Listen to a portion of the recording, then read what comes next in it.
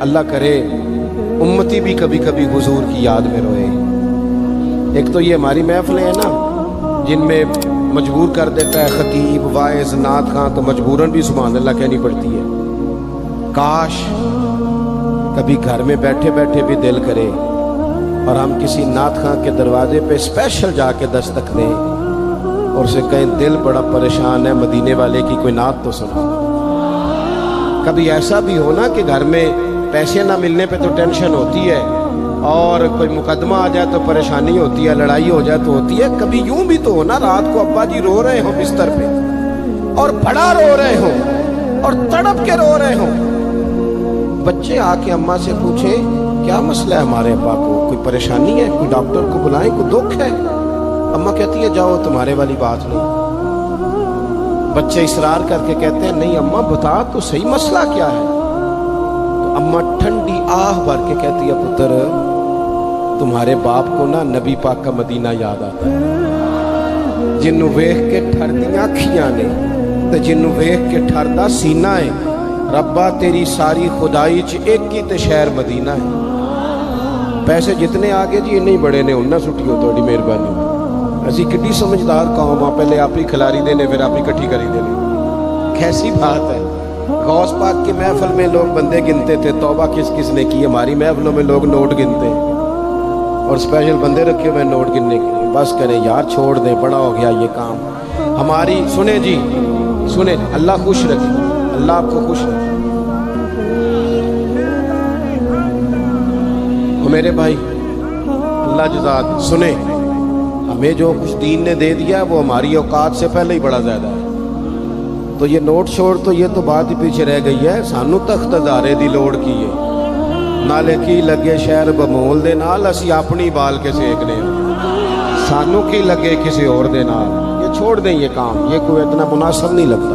اللہ جزائے خیر دے۔ آپ توجہ کریں کہ عرض کر رہا ہوں تو شدید حضور سید عالم صلی اللہ علیہ وسلم رو رہے ہیں آزمائش میں، امت کی آزمائش کو دیکھ کر حضور رو رہے ہیں کہ امت آزمائش میں۔ حضرت جبریل نے جا کے عرض کی یا رسول اللہ وہ جو خاص حساسیت ہے نا حضور کی طبیعت میں امت کے حق میں، اس کے لیے حضور رو رہے ہیں۔ تو رب کریم نے کیا پیغام دیا؟ کہا کہہ دو محبوب سے جا کے والا سوف یعطیک ربک فترضی، محبوب رب آپ کو اتنا دے گا کہ آپ اپنے رب سے راضی ہو جائیں گے، راضی کیا جائے گا امت کے حق میں۔ اور حضور فرمانے لگے جب تک ساری امت جنت میں نہیں جائے گی میں نے راضی نہیں ہونا۔ حضور کا یہ رشتہ حساسیت، چونکہ ہمارے پاس تو اب ہم بعض دفعہ لگتا ہے کہ زیادہ عالم ہو گئے لوگ، تو ہماری دیواروں پر نا اسکولوں کی دیواروں پر انگریزوں کے قول بھی اب لکھے ہوئے ہیں، تو کئی دفعہ پوچھنے کو دل کرتا ہے انتظامیہ سے کہ حدیثیں ساری یاد ہو گئی ہیں بچوں کو، جو تمہیں اب قولوں کی ضرورت پڑ گئی وہ بھی غیروں کے اقوال تک تم آ گئے ہو۔ اس قوم کو تم نے حضور کے فرامین سارے سنا لیے۔ او خدا کے بندو، حضور نے تو اتنا حساس کر کے یہ رشتہ بتایا ہے کہ باریک باریک نقطے بھی سمجھائے، یہ کام نہ کرنا دوزخ میں چلے جاؤ، یہ کام کرنا تمہارا فائدہ، ایک ایک بات کھول کے بیان کی۔ امت کے پاس ٹائم ہی نہیں ہے حدیثیں پڑھنے کا، وقت ہی نہیں ہے۔ ہمارا تو مزاج بن گیا نقطے سننے سنانے کا، نقطے۔ وہ ہمارا نقیب محفل اسٹیج پہ بھاگ کے ادھر جاتا ہے پھر بھاگ کے ادھر آ جاتا ہے، وہ کیوں لگا کہتا میں جملہ دین لگا۔ او خدا کے بندے تو جملہ رہن دیکھا، تو کوئی آیت دے، تو کوئی حدیث پاک پڑھ۔ وہ پھر وہ بعض اوقات میں تو چونکہ کمزور سا بندہ ہوں تو وہ جب 50 کو دفعہ کہتے ہیں نا تیار ہو جو جملہ دین لگا، تو ایسے لگتا ہے جملہ نہیں آئے گا کوئی ایٹم بم بھی آئے گا۔ بھائی تو دے دے جو تو نے دینا، اتنا پریشان تو کس بات کا ہو گیا؟ اور پھر سارے کہہ رہے ہیں جتنے آئے نقیب نعت خواں خطیب سب کہہ رہے ہیں سارا قرآن حضور کی تعریف ہے، تو پھر پڑھنا چاہ رہا ہے تو بھی تو پڑھ، کوئی بھی نہیں رہا، کہی جا رہا ہے اپنی زندگی کے اندر۔ حضور نے جو ہمیں اسباق دیے، جمعے والے دن ٹائم پہ مسجد جایا کرو،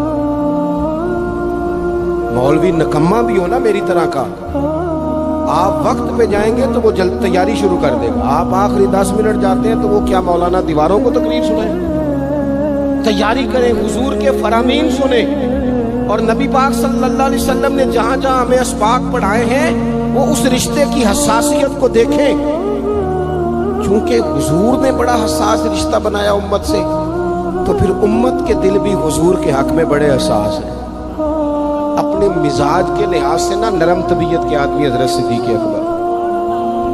کچھ لوگ نرم ہوتے ہیں نا بیچارے، جو گیا مان لی، جو گیا مان لی، ان کو لوگ تنگ بھی بڑا کرتے ہیں۔ یہ بھی میں آپ کو بتا رہا ہوں، وہ جس بندے کا پتہ ہوتا ہے نا کہ جناب اس کے پاس گئے تو یہ اکثر تارے شاٹ بھی رہتی ہیں، تو وہاں ذرا جاتے بھی لوگ تھوڑی احتیاط کرتے ہیں۔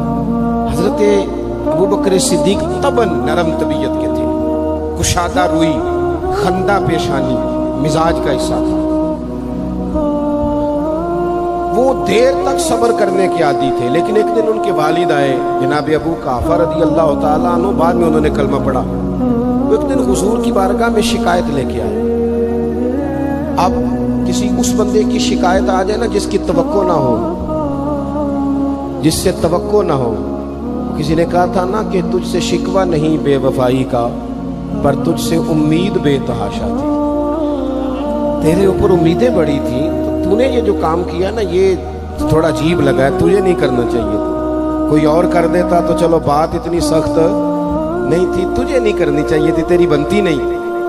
حضرت صدیق اکبر طبی طور پر نرم آدمی، لیکن ان کے والد آئے حضور کی بارگاہ میں، اور بزرگ ہیں اور نابینا ہیں اور لاٹھی تھامے ہوئے، اور انہوں نے بڑی عجیب بات کی، کہا یا رسول اللہ حد ہو گئی، آج تو ابو بکر صدیق نے مجھے تھپڑ مارا ہے، تھپڑ مارا ہے۔ یہ ابھی وہ مسلمان نہیں تھے، شکایت آئی، کریم محبوب علیہ السلام کے گرد جتنے لوگ کھڑے تھے محو حیرت ہو گئے کہ ابو بکر صدیق یہ کام کریں گے۔ حضور نے فرمایا بلاؤ نا جناب صدیق کو، حاضر بارگاہ ہو گئے، ہاتھ باندھے، نظر جھکائیے۔ حضور نے فرمایا ابو بکر لوگوں کو تو یقین ہی نہیں آ رہا، تم نے تھپڑ مارا باپ کو؟ خاموش کھڑے، خاموش۔ کریم نے فرمایا ابو بکر سن رہے ہو میں نے کیا کہا، باپ کو مارا ہے؟ چپ کھڑے۔ تیسری دفعہ حضور نے فرمایا بولتے کیوں نہیں؟ انہوں نے نا گردن اٹھائی، آنسو ٹپ ٹپ داڑھی پہ گر رہے، رو کے عرض کرنے لگے یا رسول اللہ باپ سے کہیں خنجر لے کے میرا گلا کاٹ دے، میں سی نہیں کروں گا، پر اس نے نا آج آپ کے بارے میں بات کی ہے، آپ کی شان اقدس کے بارے میں کچا جملہ بولا ہے، آپ کے بارے میں کمزور بات کی ہے۔ یا رسول اللہ میں سارا کچھ سہ سکتا ہوں، پر آپ کا اور میرا رشتہ، حضور آپ کی اور میری بات، تن تندور تے ہڈیاں بالن، اسی ہاواں نال تپایا، کپ کپ مکیاں پیڑے کیتے، اتوں عشق پلیتھن لایا، تن دا سالن تے من دی ہانڈی، لون صبر دا پایا، غلام فریدہ میں ساری تیری، تینوں اجے یقین نہیں آیا؟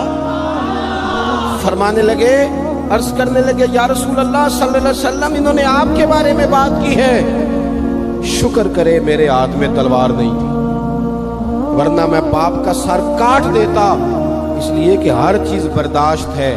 محبوب کی شان کے بارے میں کوئی بات کرے یہ امت کو برداشت نہیں ہوتی، ہم یہ کیسے قبول کریں، کیسے اس بات کو قبول کریں؟ عزیز بھائی اس رشتے میں حساسیت آپ دیکھیں،